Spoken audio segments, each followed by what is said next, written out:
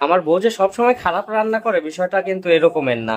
এই যে আজকে হচ্ছে লাউয়ের তরকারি দিয়ে হচ্ছে আপনার কি মাছ যেন বলে, ও রুই মাছ রান্না করছে। মানে লাউয়ের তরকারি আমার এমনিতেই অনেক বেশি পছন্দ, সাথে আছে হচ্ছে লাল শাক, আর হচ্ছে মাছের লেঞ্জা, আর হচ্ছে টমেটো।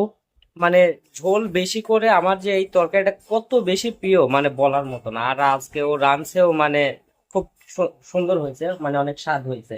তার গত 2 দিন যে রান্না করছে এটার কথা তো আর বলাই যাইবে না। তো ওই 2টা রান্নার মানে মাসুল আজকে এটাতে দিয়েছে। মানে আজকে মনে হয় মন থেকে রাঁধছে, জেনুইনলি খুব স্বাদ হয়েছে।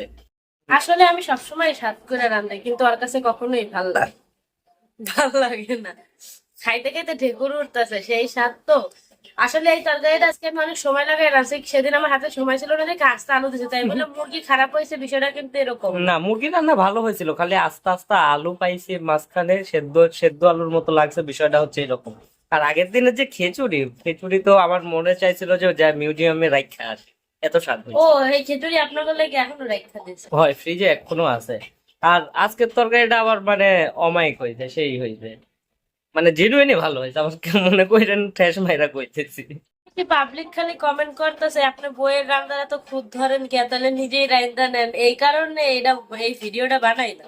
ও, মানে সবাই আবার কমেন্ট করতেছে আপনি এত বইয়ের খুদ ধরেন কেন, বউ যা রানবে এটাই স্বাদ।